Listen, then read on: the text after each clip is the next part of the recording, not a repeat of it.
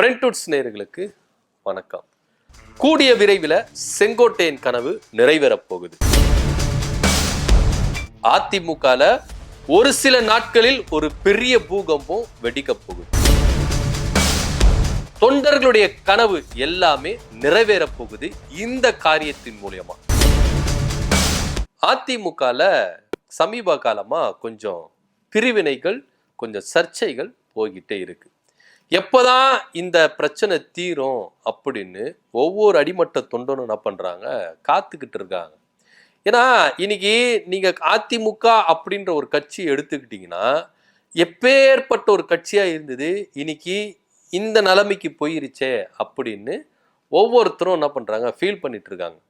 கட்சிக்காரங்க ஒருத்தருங்க போனானா எல்லாருமே என்ன கேட்குறாங்க, நீங்கள் எந்த அணி அப்படின்ற மாதிரி எங்களை கேள்வி கேட்குறாங்க அப்படின்னு சொல்லிட்டு ஒவ்வொருத்தரும் கூனி குறுகி என்ன பண்ணுறாங்க, ஒவ்வொரு தொண்டர்களும் மேல் மட்டத்தில் இருக்கிறவங்க எல்லாமே என்னவோ ஜாலியாக தான் இருக்கிறாங்க.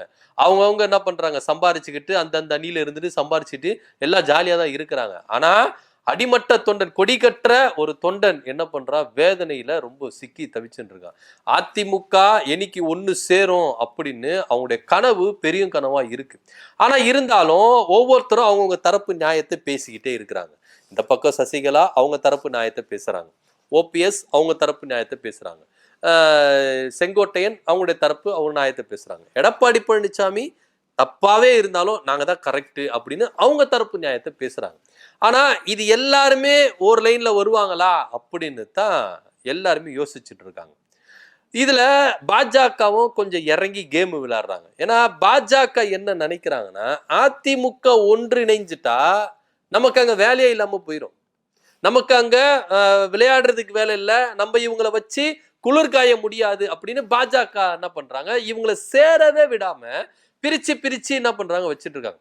சசிகலா அவர்கள் சேர வந்தாலும் ஒரு சில கேஸ்கள் கொடுத்து அவங்களை என்ன பண்ண, இப்போ உதாரணத்துக்கு சசிகலா வந்து என்ன பண்ணாங்க, அதிமுக ஒன்றிணைக்கும் பணியில நான் முழு மூச்சா இறங்க போறேன் அப்படின்னு சொன்ன உடனே 2017 நடந்த விஷயத்த, சுகர் ஃபேக்டரி வாங்கின 450 கோடி அதை இப்ப எடுத்து என்ன பண்றாங்க, பூதாகரமா கலப்புறாங்க.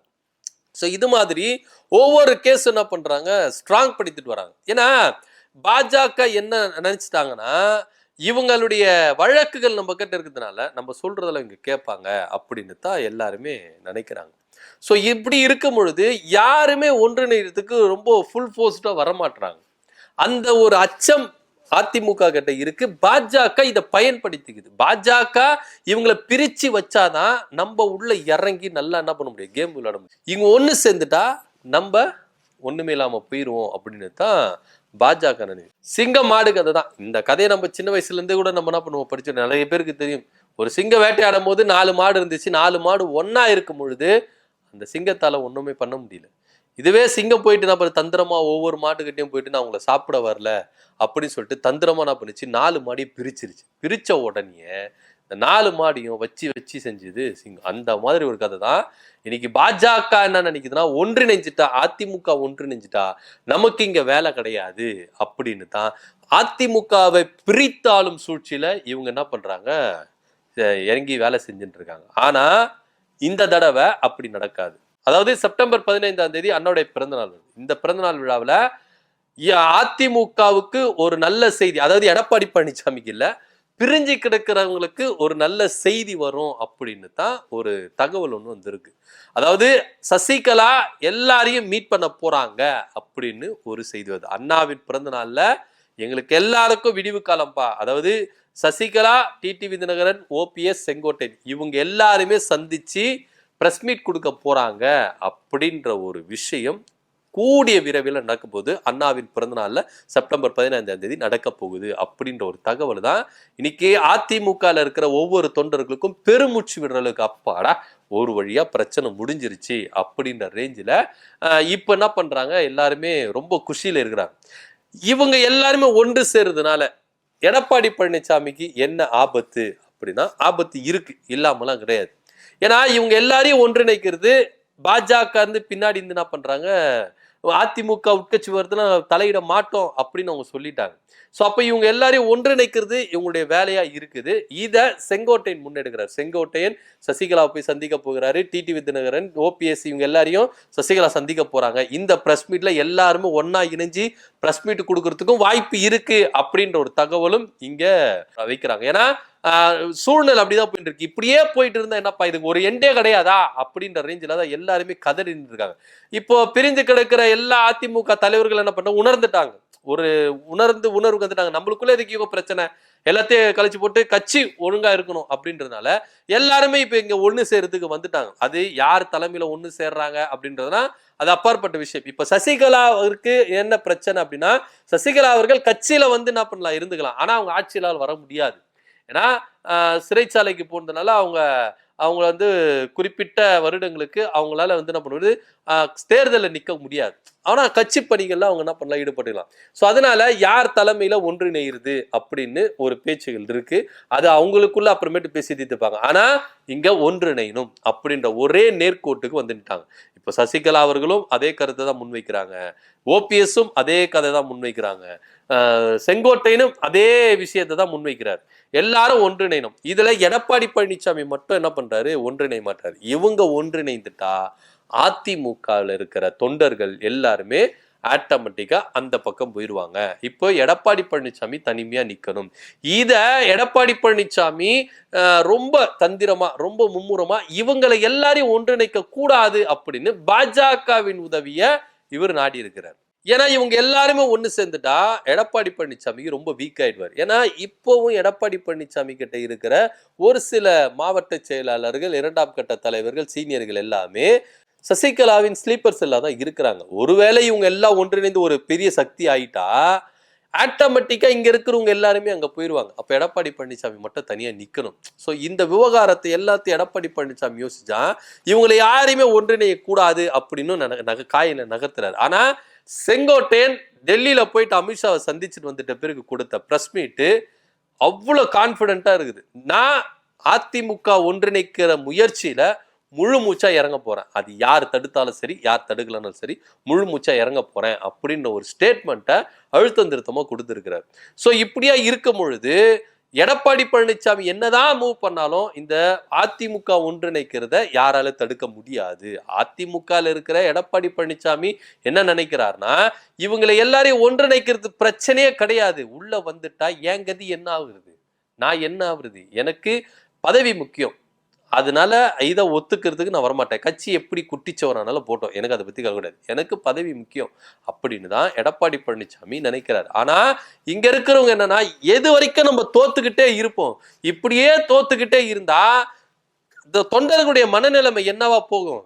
எப்பேற்பட்ட கட்சி ஆனா இப்படி ஆயிருச்சே, இதுல பயணிக்கிறத விட வேற எதனா கட்சியில போய் பயணிச்சலாம் சொல்லிட்டு ஒவ்வொரு தொண்டனுடைய மனநிலைமை மாறிடும். அந்த நிலைமைக்கு நம்ம கொண்டு வர வேண்டாம். நம்ம திரும்பவும் ஒன்றா இணைந்தாதான் நம்மளுக்கு பலம் அப்படின்னு பிரிஞ்சு கிடக்கிறவங்க எல்லாருமே ஒரே கோரிக்கை, ஒன்றிணையணும் ஒன்றிணையணும் ஒன்றிணையணும். அதுதான். அது எடப்பாடி பழனிசாமி தலைமையிலையா இல்ல எடப்பாடி பழனிசாமி இல்லாமையா அப்படின்றதுலாம் வேற விஷயம். இப்ப சசிகலா தரப்பு என்ன சொல்றாங்கன்னா, எடப்பாடி பழனிசாமியே இருக்கட்டும், எங்களுக்கு அதை பத்தி கவலையே கிடையாது, அவரும் இருக்கட்டும், ஆனா ஒன்றிணையணும். ஆனா ஓபிஎஸ் தரப்பு என்ன சொல்றாங்க, ஓபிஎஸ் தரப்பு டிடிவி தரப்புல என்ன சொல்றாங்க, எடப்பாடி பழனிசாமி இருக்கவே கூடாது, அவர் இல்லாத ஒரு அதிமுகவை இங்க நாங்க கட்டமைப்போம், உருவாக்குவோம், ஒன்றிணைப்போம் அப்படின்னு தான் இவங்க ரெண்டு தரப்பு இருக்கு. ஆனா மத்தவங்களுடைய கருத்து என்னவா இருக்கு? ஏன்னா தொண்டர்கள் என்ன நினைக்கிறாங்க அப்படின்றது ஒருங்கிணைக்கணும், அவ்வளவுதான். நீங்க யார வேணா மேல உட்கார வச்சுக்கோங்க, யார வேணா அடிச்சுக்கோங்க, என்ன வேணா பண்ணிக்க, கட்சியை முதல்ல ஒருங்கிணைச்சிருங்கப்பா. கட்சியை ஒருங்கிணைச்சு நீங்க அதிமுகவை ஆட்சி கட்டில கொண்டு வாங்க, அதுக்கப்புறம் நான் பார்த்தேன். ஏன்னா இன்னைக்கு எடப்பாடி பழனிசாமிக்கு தெல்ல தெளிவா தெரிஞ்சிருச்சு, நம்ம தேர்தலை நின்று ஜெயிக்க முடியாது.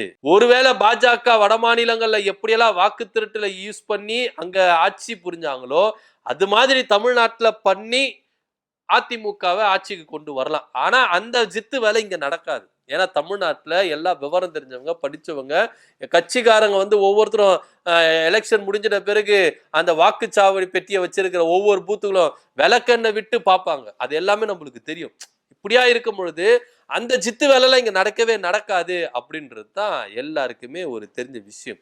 ஸோ அதனால அந்த வேலையும் இங்க நடக்காது. ஒழுங்கா இவங்க என்ன பண்ணணும், அதிமுக நல்லாவே தெரியும், அதிமுகவுக்கு இங்க நம்ம ஜெயிக்கவே மாட்டோம். ஏன்னா காம்படிஷன் அந்த அளவுக்கு அதிகமா இருக்கு. இப்போ விஜய் அவர்கள் வேற சுற்றுப்பயணத்தை மேற்கொள்ள போறாரு. அவர் என்னென்ன கூத்து நடத்த போறாரு, என்னென்ன வேலைகள் நடத்த போறாரு அப்படின்னா, ஏன்னா விஜயோட டார்கெட் என்னவா இருக்கு, அவர் யாரை டார்கெட் பண்ணியிருக்கிறாருன்னா திமுகவை இல்ல, திமுக ஓட்டு அவர் டார்கெட்டே பண்ணல.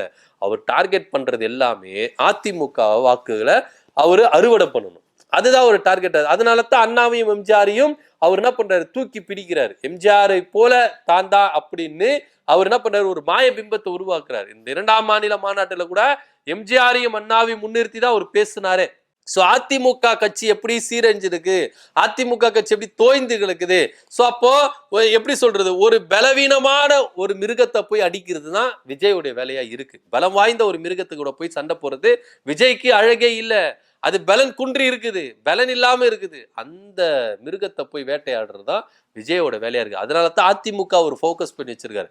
இன்னைக்கு அதிமுக எல்லாரும் ஒன்றிணைஞ்சிட்டா விஜய் எந்த பக்கம் போய் விழுவாருன்றது யாராலுமே நினைச்சு கூட பார்க்க முடியாது. அந்த ரேஞ்சுக்கு இருக்கும். ஆனா இதை எல்லாமே என்ன பண்றாங்க, இது எல்லாத்துக்கும் பின்னாடி ஒரு சில அரசியல் இருக்கு அப்படின்னு. ஆனா கூடிய விரைவில் செப்டம்பர் 15ஆம் தேதி சசிகலா, டிடிவி தினகரன், ஓபிஎஸ், செங்கோட்டையன் இவங்க எல்லாருமே ஒன்றிணைந்து அதிமுக ஒன்றிணையும் பணியில இந்த இடத்துல இருந்து பிரஸ் மீட்டை கொடுத்து இதை ஒன்றிணைந்து கட்டமைத்து எடுத்துட்டு போறாங்க அப்படின்ற ஒரு குட் நியூஸ் கூடிய விரைவில் வந்திருக்கு அப்படின்னு தான் எல்லாருமே நினைக்கிறாங்க. இதை பத்தி உனக்கு கருத்து என்ன அப்படின்றது கீழே கமெண்ட் பண்ணுங்க. நன்றி, வணக்கம்.